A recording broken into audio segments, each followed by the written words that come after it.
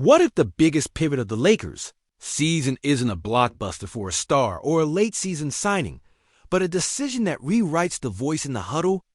What if the front office's boldest move is aimed not at the roster, but at the whiteboard? If that sounds crazy, it should. If it sounds familiar, it's because this franchise only does eras, not half measures. Stay with me, because tonight we're going to connect dots the casuals aren't even looking at yet. You can feel it when a team's window compresses. Possessions get heavier, rotations get shorter, and every timeout becomes a referendum on the future. That's where Los Angeles is living right now. A veteran core that has to win the leverage minutes in April and May. And a front office that can't afford to wait and see if the fit just kind of figures itself out. The question isn't whether urgency exists. It's what form it's going to take. Here's what we'll walk through together. The stakes of this season. The gulf between development timelines and championship clocks. The types of midseason corrections that actually swing playoff series. And the quiet signals that tend to show up right before a franchise pulls a lever. I'll lay out the scenarios on the table, why they would happen, why they wouldn't, and how each one would ripple through the locker room. No spoilers yet, just a map. If you're new here, welcome back to Lakers News Fan Report. Hit subscribe, tap the bell, drop a like so more Laker fans get this breakdown in time. Around here, we try to see the pattern before it becomes the headline. Let's set the baseline.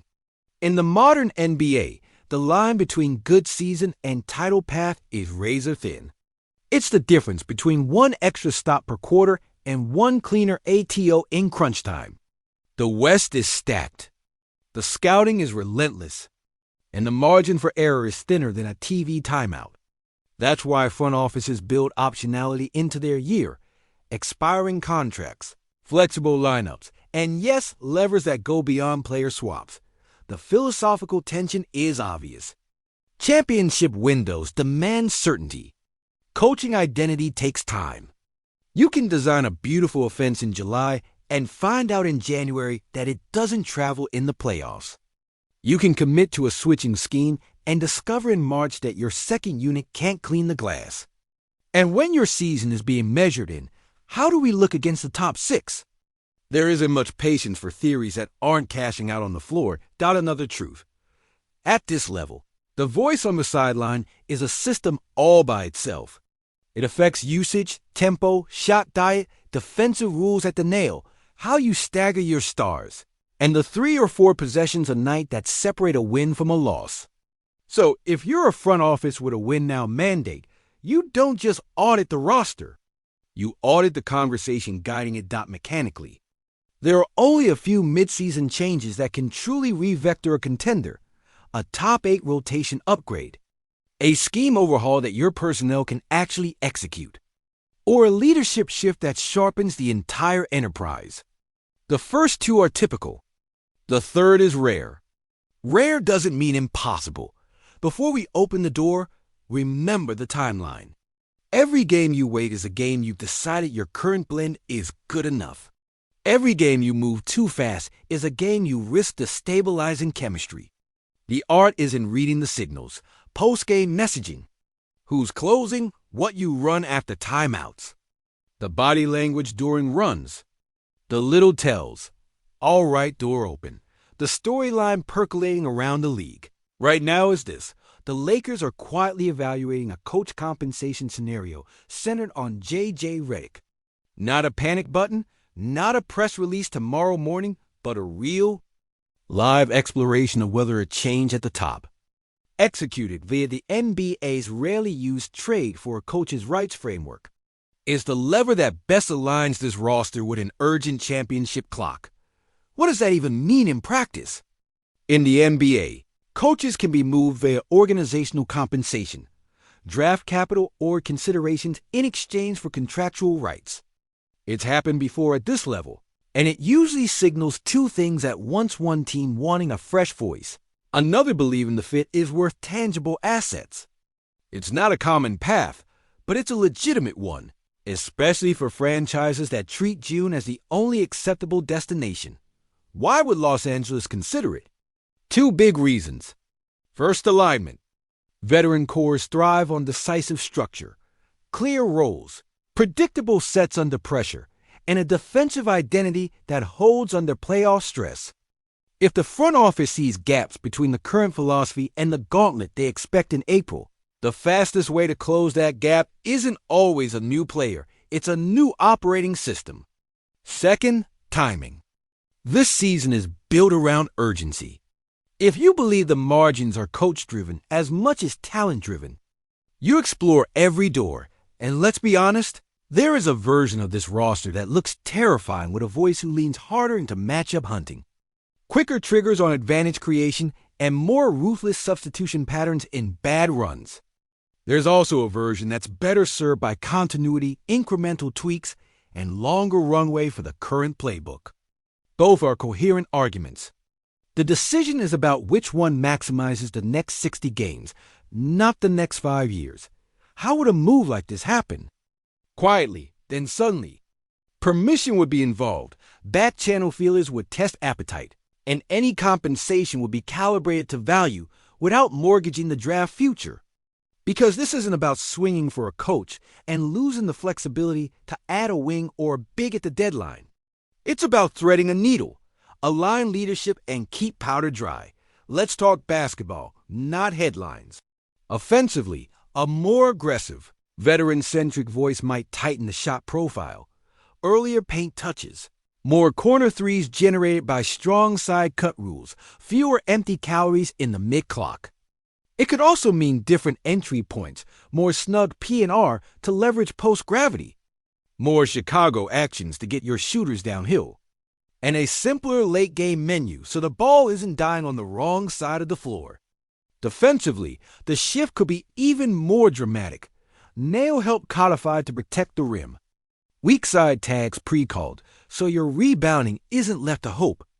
And matchup toggles that treat every star differently, rather than one blanket scheme. For the locker room, the effect cuts both ways. A change can sharpen focus, reset roles, and give veterans the clarity they crave when the nights get long and the legs get heavy. It can also introduce turbulence if the messaging doesn't land or if the new asks don't fit the personnel. That's why mid-season leadership. Moves are high variance. You either unlock 5% that wasn't accessible, or you spend 3 weeks learning anew. Language with the standings breathing down your neck, and Redick's side of the ledger matters too. He's smart, he's modern, and his offensive ideas resonate in a league that values movement, spacing, and pattern recognition. There are franchises, plural, that would believe they can be the place where his approach takes off. That's part of the calculation. If both sides see a path that better serves their timelines, compensation becomes a bridge, not a blow-up. There's a middle road the Lakers could choose as well. Reinforce rather than replace. That might look like empowering a veteran associate to run a defensive room with harder edges, or recalibrating the offensive priorities around the two-man actions that are already producing. It might look like tightened rotations, a more ruthless accountability on effort categories, and targeted deadline upgrades that fit the current scheme like a glove. The point is, a trade for a coach's rights isn't the only lever, just the loudest one if you pull it. Risk profile, because we owe you the full picture. Upside, immediate clarity, faster decision loops, and a playoff style baked in before March.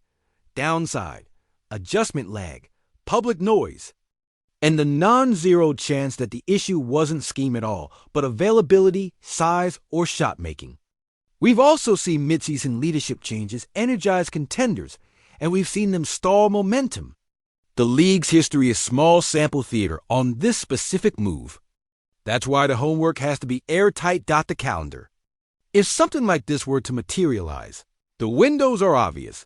The soft spot ahead of the trade deadline, or the all-star break buffer where you can absorb a reset with a little daylight.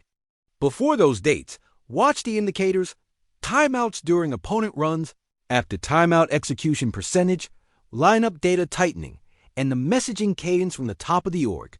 Those are the tea leaves insiders read before the transaction log catches up. Names, profiles, philosophy, this is where fans go first, but but the truth is simpler. If the Lakers flip this switch, the who will reflect the what, a defensive organizer with playoff scar tissue, or an offensive optimizer who squeezes every drop out of star gravity. Internal elevation is a real possibility if the goal is continuity with sharper edges. External hire makes sense if the mandate is a philosophical swerve. And don't forget the downstream effect on the deadline. A leadership change clarifies the shopping list. If the new voice prioritizes point of attack defense, the front office can chase a stopper who screens, cuts, and hits the open three. If the new voice wants more lift on the glass, a physical five who runs and protects becomes the target. Coaching identity isn't separate from roster design. It's the stencil dot from a star standpoint. This is about respect, clarity, and trust. Veteran leaders don't need volume. They need coherence. If they feel the plan makes sense and the late-game math is sound, they'll move mountains to execute it. If they feel the plan is a week-to-week experiment, that's when doubt creeps in. That's why this conversation is happening at all. The Lakers understand that the voice in the huddle is leverage, not wallpaper. Here's the quiet truth nobody wants to put on a graphic. Sometimes the boldest move is to double down on the coach you have and make everyone feel it. Shut down the noise, harden the rotations, sharpen the practice priorities, and go 18-6 over a 24-game stretch that takes the temperature down. That's still on the board. And if that's the path, this whole exploratory exercise still matters because it forces clarity on what this team is going to be when the lights get hottest. If you're asking me what to watch for in the short term, it's not rumors. It's the basketball. Are you seeing two-touch possessions where the ball finds the paint early? Are your shooters getting corner looks off inside-out passes rather than swing bailouts? Is your transition defense disciplined enough to survive the non-star minutes? Are your TOs creating layups or free throws late? Those are coach fingerprints. Those are the margins that decide whether you act or stay the course. We also have to acknowledge the human side. JJ Redick took on an enormous job in one of the loudest markets in the sport. He's sharp, thoughtful, and respected. If this ends up being a one-season chapter that transitions into a compensation move, it won't be because he doesn't get basketball. It'll be because timelines, personalities, and championship math demanded a different cadence. That happens in this league. It's not betrayal. It's bandwidth zooming out. This conversation is a compliment to the roster. You don't look at leadership levers unless you believe the talent is close. That's the whole point. Make the 3 or 4 per game possessions more profitable, and the season story changes. That's why the front office is so careful right now. Every decision is a domino. Every domino touches made. Could this all settle into nothing? Absolutely. The Lakers could roll into the deadline, add a role player who feels a glaring need, lean into the current playbook, and look like a top 4 seed ready to pick a fight with anybody. That outcome is on the table. But if you're wondering why the whispers exist, it's because the other path, the one where you align voice and vision via compensation, has real logic too. Let me underline the status of what we've discussed. This is an evaluation that exists because of urgency, not a done deal hiding behind a curtain. The exploration is real because the stakes are real.